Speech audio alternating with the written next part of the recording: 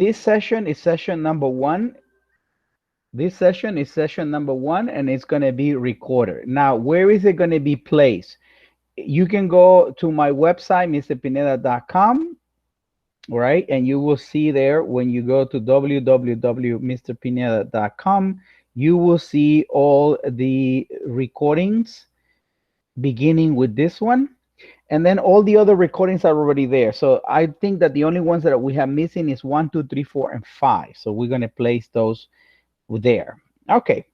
So what is the aim of today's class? The aim of today's class is to, and not of today, but of the week, is going to be to talk about something related to samples, population, and data types. Okay. You can take notes. I'm going to be writing at the same speed that you are writing. Now, the very first thing that we have to talk about, basic stuff that we have to talk about, is the word statistics. Obviously, you're taking a class in statistics, and sometimes people get confused with this word. I will tell you why people get confused with the word, because the word means two different things. Today, I'm going to give you the definition of one of those things. Remember, statistics can mean two different things. It can refer to two different things. Today, we're only going to refer to one of them. Statistics, the way that we are going to define it today, is not a single definition, but it's a process, right? It's when you say the word cooking involves many different steps. So statistics as a subject, one of the definitions that we're going to give you today, is a process, and that process has 4 steps.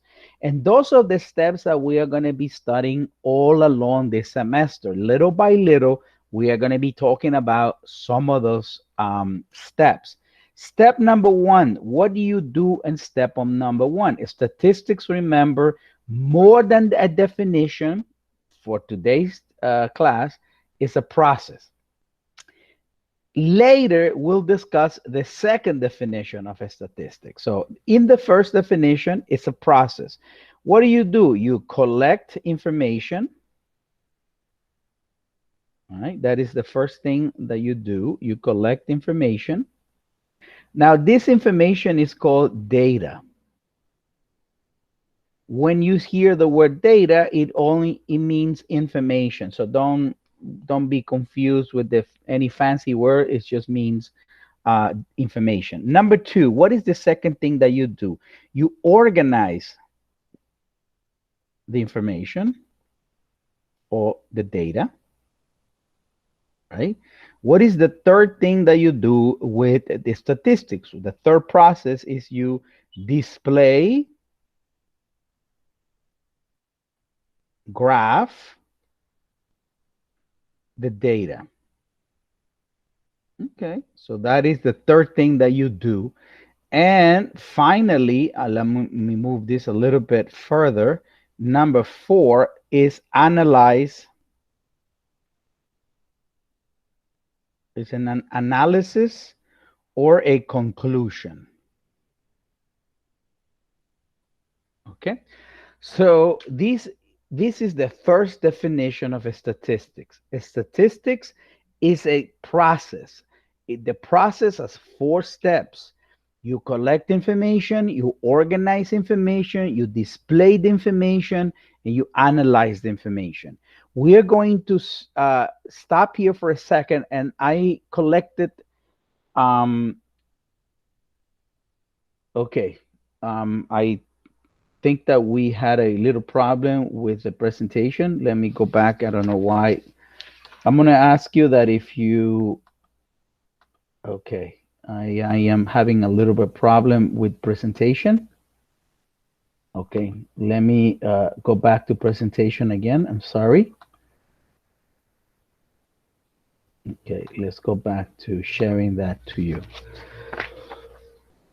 Okay, tell me if you don't see the board. You quickly send a text, or you can open your mic and let me know.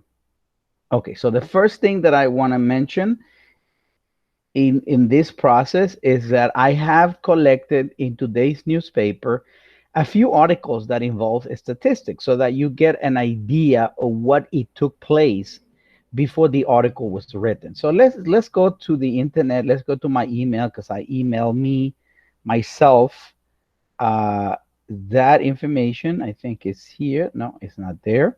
Okay, the first thing that I want to show you is this. All right. Hopefully we'll get the picture right there. Now, if you look at this picture, which is there, you see that it's an article in the newspaper. And I'm going to read a little bit of what the article says so that you understand what I'm coming from. As a matter of fact, let me copy this. Oops.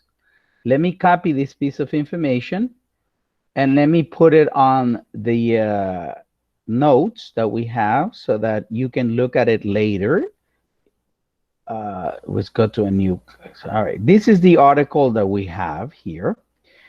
And remember, when we read this article, we want to be looking at these 4 steps because somehow in this article, we have all 4 steps. So let's go back to the article, and I don't know if you can see it.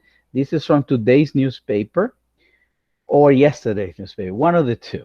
Most Americans have a negative view of pro sports than a positive one, as public support for the U.S. athletic industry plummeted amid the coronavirus pandemic and players backing off the Black Lives Matter movement. A survey reveals, according to the Gallup poll, which was conducted at the end of August. Americans with a positive view of sports. Americans with a negative view of sports. So in 2019, a lot of people have a positive view of sports, was 45%. Now in 2020, they have a 30%. So let me ask you a question. First question, what happens between 2019 in the positive and 2019 negatives? Was it increase, decrease? What do you think it happened there?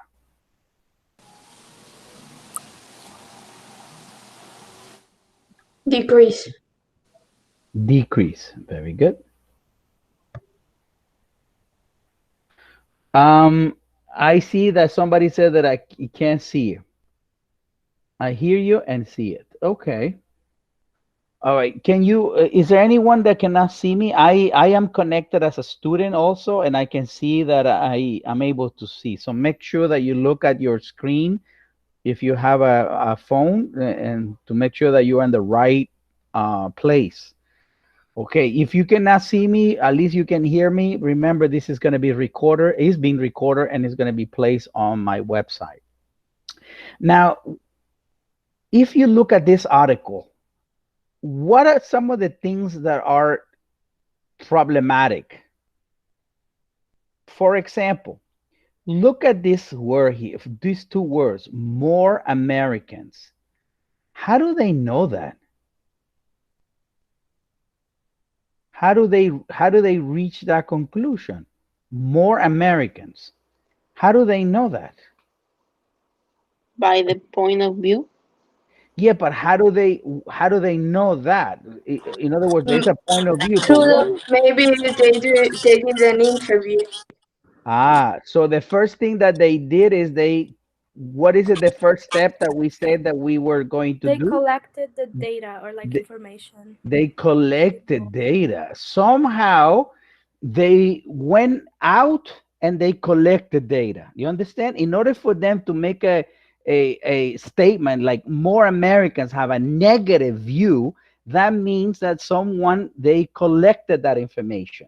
What was the second step that they have that we described? Let's look at the second.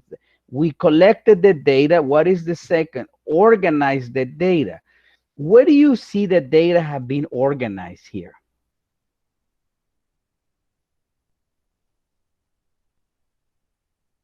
Does anybody see any place where data was organized?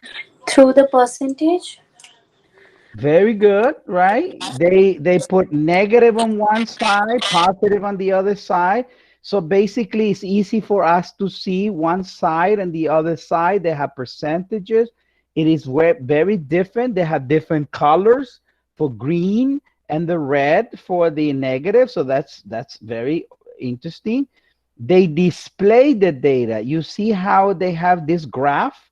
The graph that they use was a little square or rectangle, and you can see that it's easy to see. This rectangle is bigger and it has a different color. This rectangle is small and it has a different color. So you, even if you don't see the numbers, you see here that the rectangle is smaller, so the percentage must be smaller. And number 4, they have a conclusion. What conclusion do you see here in this article? Does anybody want to guess?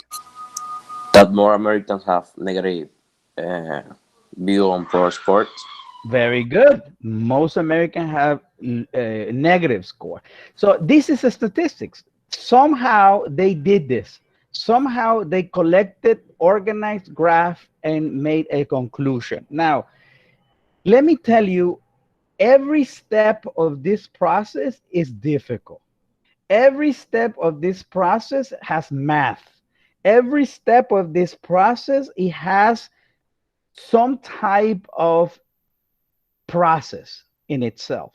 So you can't just go and says, oh, okay, so I'm going to collect data and I'm going to do it for myself. No, it has to have some type of process. So right now, what we're going to do, we are going to do a very small exercise where we are going to collect data and we are going to organize data. We are going to graph the data and we're going to reach a conclusion. So that's what we're going to do right now. So this time is going to take a little longer. Yeah, it's okay. This is the first day. So let's do an exercise where we do all these processes, right? All right, let me give you a scenario. Okay, a class of 40 students took a test. Okay, these are the grades.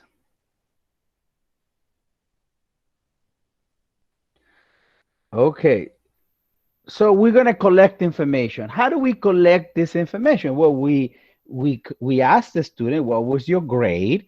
Or this teacher was grading the exam and placing the results maybe on a piece of paper. So these are the results. Let's write it. 73, 45, 62, 34. Is very important that everybody in this class right now copies this information, because in order for us to take the 4 steps, we have to do it together, right? So you can reach your own conclusions at the end. Notice that we are collecting information, right? We can ask people, what was your grade? What is your grade? And these are the results that we are writing. 20, that student didn't do too well. 48, 50, 78, 38, 52, 91, 57. Let's continue down here. 82, 46, 51, 62, 58, 39, 50, 72, 73, 63, 52, 41, 37, 28, 46, 71, 75, 36, 28, 44, 90, 51, 28, 60, 18, almost there, 47, and 40. We're supposed to have 40 grades. We collected this data. So we did the first step. But if you look at all of this data, one thing that that data doesn't have, and the second step in my process will help me. What is the second step? Organize the data. Right. And you're going to help me. Right now, we are not doing statistics the way that we are going to do it later. Right now, we're just asking you to help me. Why? How do you think we can organize this data? Does anybody have an idea? Because it's all over the place here. The I little got one to the bigger one, I guess. from what? I'm sorry, could you repeat that? The little one to the bigger one. I see. Okay, we can The go passing from grades and the failing grades. the Who past. plays? Very good. All what you're saying is good. The passing grade. What about if we combine what you said to me, and we're gonna do the following? We're gonna put the passing grades in order, like somebody said, from the lowest to the highest, right? From the lowest to the highest. And we are going to also write the failing grades from the lowest to the highest. So we are going to combine your ideas and we're going to write it here. So it's going to be a little bit more organized than what we have now. My suggestion is that every time you put a number here, you cross it out, like 73, where 73 is a passing grade. So we're going to put 73 here. We're going to organize it later from the lowest to the highest. We're just going to put there right now the number 73. The passing grade has to be a number that is higher than 65. So 65 plus is good. And anything that is lower than 65 will be considered failing. That we need to organize now. 45 will be placed here. 62, because it's a failing grade, will be placed there. 34 will be placed here. We're not organizing yet. We're just locating in the right place. 20 is also there. 48 is there. 50 is here. 78, finally, somebody who passed. 38 is also over there in the failing. 52 is failing. 91 is passing. 57 is failing. 82 should be placed on the top. 46 should be placed here. 51 also on the lower. 62, my goodness. 50A, I'm beginning to think most people fail this exam. 39, 50, finally 72, 73, right? 63 almost made it, but not quite. 52 is there. 41 is there. 37 is there. 28, I run out of space, so we're going to make a little space here. 28 is there. 46 should be there. Okay, 71. Notice that I am trying to make this as organized as possible. 36, 28, 44, 90 should be placed here. 51 should be placed there. 28 should be placed there. 60 also there. 18, 47, and 40. Okay. We are not going to place it from the smaller to the because it's a lot of work, but you can see the idea, right? The beginning to see an idea, or maybe we should. I don't know. We'll see what we can do. Can anybody tell me what is the lowest for the passing grade? Passing grade lowest. 72. 72 is the lowest. 71. 71. 71. 71. So Sorry. 71, then 72, right? 71, 72, then 73. That was easy because not a lot of, then I think there's two 73s. Yeah, too. We have to write that down because we can't skip that. We have a 75. We have a 78. Okay, what's the next one? 82. And 90 and 91. So this is the same thing that you would have to do with that, right? This is as you can see, a statistic takes a lot of time because there's a lot of numbers. That's why we use calculators. Right now, I'm doing it manually so that you can see. In the future, we're going to have a different way, more organized, more mathematical way to do this. Right now, we're just grabbing ideas, right? Simple ideas. We're not going to organize this because it's a lot, but can you tell me what is the lowest grade for the failing? 18. 18. 18. So everybody agree on that, and we will put all the numbers there in between. What is the highest grade in that section? 62. How about 63? 63. So we will have all the numbers in between 18 and 63. Does that make sense to you?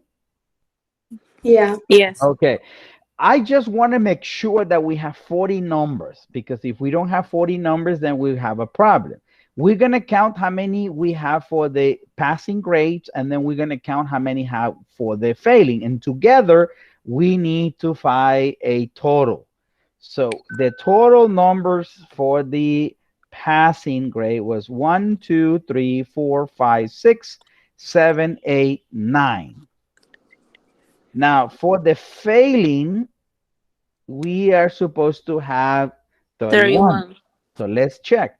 1, 2, 3, 4, 5, 6, 7, 8, 9, 10, 11, 12, 13, 14, 15, 16, 17, 18, 19, 20. 21, 22, 23, 24, 25, 26, 27, 28, 29, 30, 31. Perfect. Together we have 40. This is very important because then we keep track of all the numbers. So now, I am sorry. What is the third step in our process? Display. Organize. Display. We already organized, right? Yes. Mm-hmm. Now, because I don't have a system right now, I haven't learned too many things about statistics.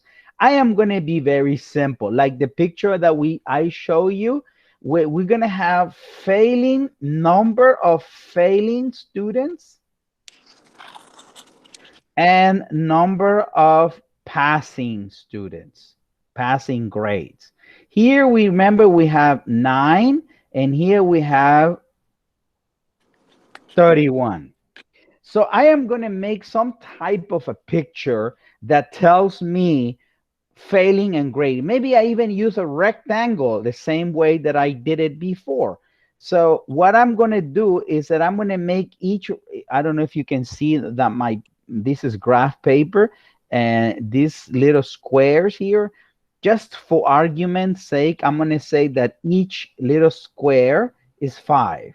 So if I have 31, will be 5, 10, 15, 20, 25, 30, and a little bit more than 30. Oh, my goodness.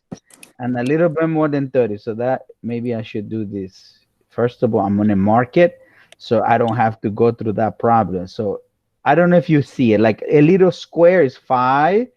There's 5, 10, 15, 20, 25, 30, and a little bit more. So I'm going to put there. So this is an approximation just to have a sort of like a visual, right, of what I'm doing here. Now that came out really bad, the last one. So let's do it a little bit better.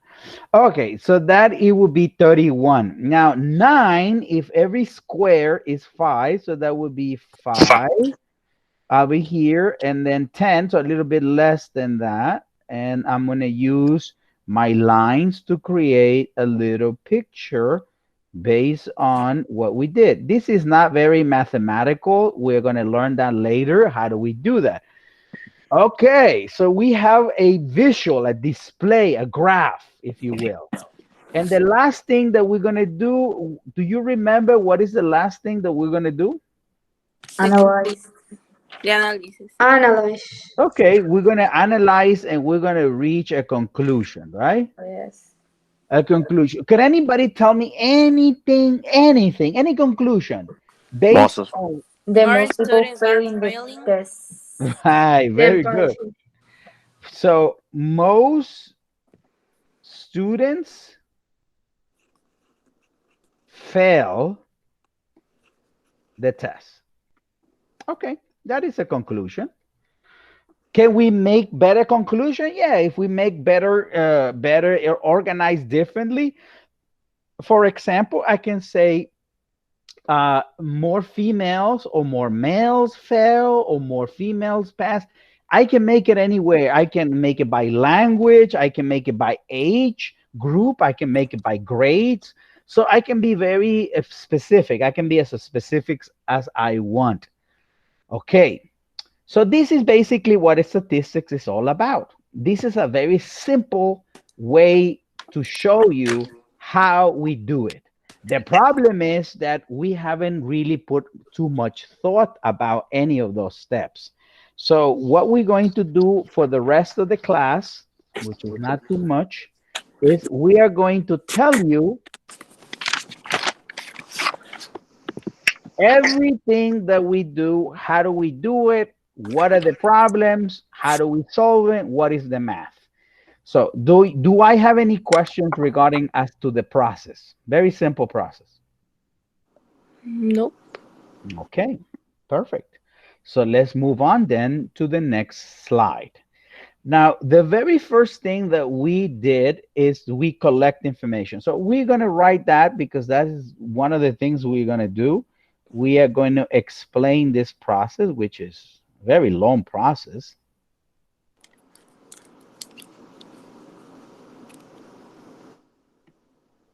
Collect information, or as we call it in this class, data. Okay. The very first thing that I have to understand that there are two types of data that I can collect. So the very first thing is two general type of information.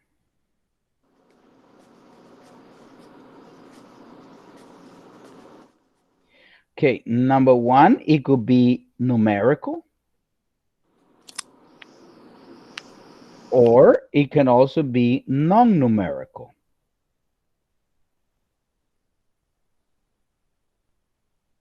Okay, could you give me an example of something that is numerical? Like if you collect information, what would be an example of data that it is numerical? The percent of people or something. The percentage of people. But remember, when I say collect information, it's just think about one thing. It's like you going to ask another person a question, and that person will give you an answer. That answer is called data. Can you think of one question you can ask someone that the answer is going to be a number? How old are you? Ah, very good. Your age, right? So when you know, I want to make it very simple to you. When I say collect information, just think. I know we can have very sophisticated way to collect information through computers, but let's think basically. When I say to you collect information, just think about you asking another person a question, and that question could be a number or not. Can you give me an example of something that is non-numerical? An example of something that is not numerical. The word. What's The your word. gender? I'm sorry, could you say it again? The two What's your voices. gender? Gender? Yeah. Very good. Right? Gender. You can ask them. I mean, I don't want to get into trouble, but just to keep it simple, today, we're just going to say, well, are you female, male, or any other type of gender that you identify? So these are not numericals. These are not numerical type of information. These are non-numerical. Okay, the thing is that we don't call it non-numerical and we don't call it numerical. So in statistics, they have fancy names. If it is a numerical piece of data, they call it quantitative. Let me write it down.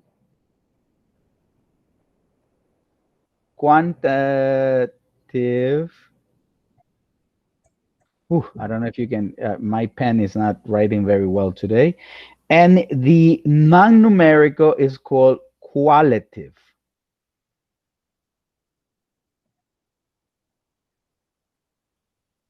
Okay. So when they ask you quantitative, it comes from the number quantity from the word quantity. And when they ask you for qualitative data, is about basically names, right? Things that are not numerical. I want to talk about a little bit more about this. Let me see if I want to say something about that for a second, because that becomes something that is very interesting about that. Yeah. Okay. I want to say something about this in a second. Okay. Do I have any questions so far? Okay. No. All right. Now we are going to expand a little bit more on the idea of quantitative data and qualitative data, because it goes deeper than that. It's not just simple saying number and not number. So on the next page, I'm going to add a page. We're going to talk about data the way we just said. I'm going to make a graph, which makes it a little bit simple to understand. Data can be qualitative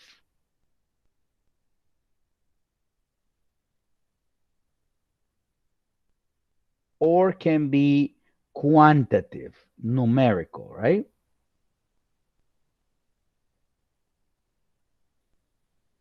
Okay, so data could be, let me make a little diagram here. It could be quantitative or it could be qualitative. Now, when I say to you, for example, qualitative data, it refers to basically names. Sorry, I don't forget to put my names. Like somebody said, gender. You can also say the name of a person, language. Let's write down some examples, right? You can say gender. This is not a number. You collect information. You can ask a person for the hair color. That's not a number. You can also ask the name of the person. Can anybody tell me another example of that type of data? Country. Colors. Countries, very good. Favorite color. Favorite color, very good. Okay. All of this we don't use the word names, even though the word that I'm going to write means name, is called nominal. Nominal means names. Okay, so qualitative data is basically data that it is called nominal because it is um, names.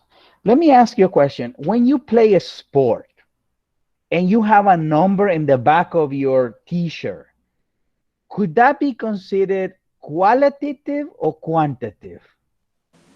Quality. Is Qualitative. it a number or is it a name? Quantitative.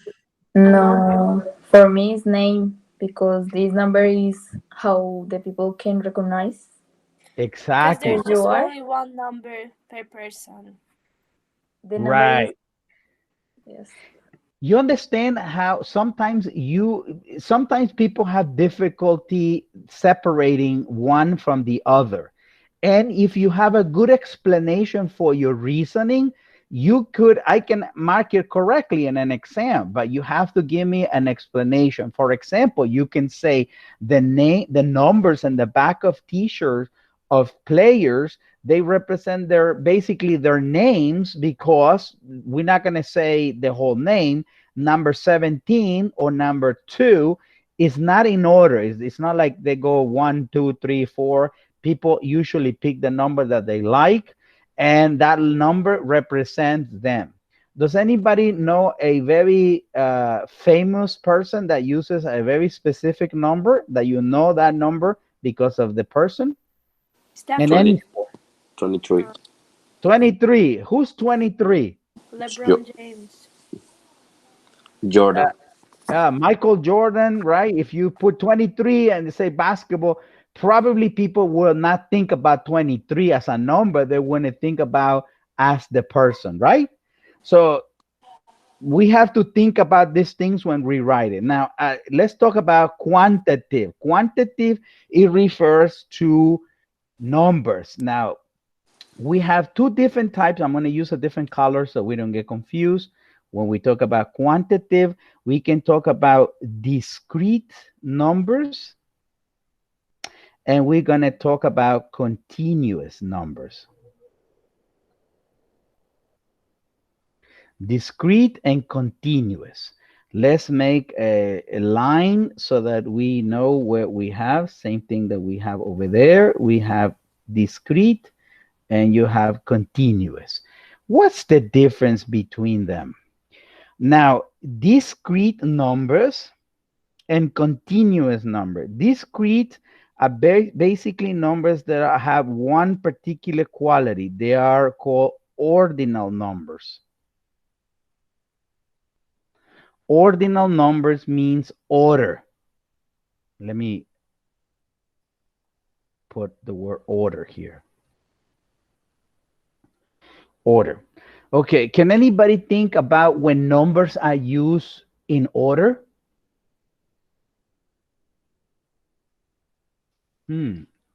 Maybe age? Very good. You can see age. Like if I say to you, could you please organize the class by age? So people who are older would be first and people who are younger would be last. Okay, that's very good. What other way can we organize it by order of numbers? Height. Height, very good. We can put people like height, their weight can be organized in order. So these are things that we need to clarify, because remember that the second step is to organize. So we need to know what kind of data we are collecting, because when we know what kind of data we can collect, then we know how we're going to organize it. All right. Now, continuous numbers. Continuous numbers are very difficult to understand. So I'm gonna finish my class with this explanation of continuous numbers. Continuous numbers can be separated into two different categories. One is called the interval, and the other one is called ratio. Okay. Ratio and interval are the two different types of continuous type of data. Now, ratio it's easier to explain, I think. Ratio is just numbers, regular numbers. Regular numbers, right? For example, numbers that you can divide, you can multiply, you can see which one is bigger than the other one. You can use them as anything like half of the number, multiply that number. These are regular numbers. Like you can use it for age is a ratio because you can not only organize it, but you can also say, well, my sister is twice as old as me, so you can understand. If you can say my sister is half my age, you're dividing, so you using the numbers as that, right? So you need to know what type of number you have. Now interval, in the other hand, it's a little bit more complicated. So I am going to give you an assignment today, very simple assignment, but I am going to be very strict when it comes to giving me back the information. What I want you to investigate for me this weekend, because tomorrow we don't have a class. We have a class next week on Monday. So what I want you to do is I want you to investigate these two types of numbers. These are data, these are numbers, but they are not the same. Some of them are called interval, quantitative. Remember, it's data, quantitative, discrete, continuous, and then it separates into two. Um, Continuous numbers, different than discrete. Continuous numbers, they don't have, they have decimals. In other words, they never, you know how decimals are infinite? Well, this is basically what it is. I always tell my students, this is not a very good way to describe them, but it helps you. In English, we have something called how many and how much, correct?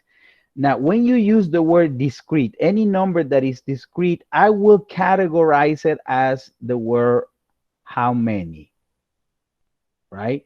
This is not the best explanation, but it will help you. For example, how many fingers do you have? How many brothers do you have? They all fit into this category. But the moment you say how much is because you really cannot use a integer. You need decimals. How much? How much is the? I don't know. How much is the flowers? And somebody said $2.23. So you using decimals, and it's the difference between the continuous and the discrete is basically as how many decimals can you use to describe them. Now, to help you, I always ask myself the question, how much? Could I use the word how much? If I can use the word how much, it's probably a continuous number. If I can use the word how many, it's probably a discrete. They're both quantities, but they have different type of um, description. One number could be more than one, can be a discrete and can be a continuous. Because if I say, what is your height? I'm exactly 6 feet. So that number can be described as a discrete and also as a continuous. All right. Now, continuous are subdivided into intervals and ratios. I told you ratios are regular numbers. So next class, I am going to ask you to give me at least 2 examples of intervals, and I'm going to ask you to give me 2 examples of ratios. And that's how we're going to begin the class. All right. Remember, what is statistics? Statistics is a process. It's a process where I collect data, I organize data, I display the data, and I reach conclusion. I make an analysis of the data. Right now, we are in the first step. Now we are going to start dividing all these 4 steps. And the first step is data. How do I collect data? What is data? What kind of data do I can collect? And that's what we stop the class today. Do I have any questions?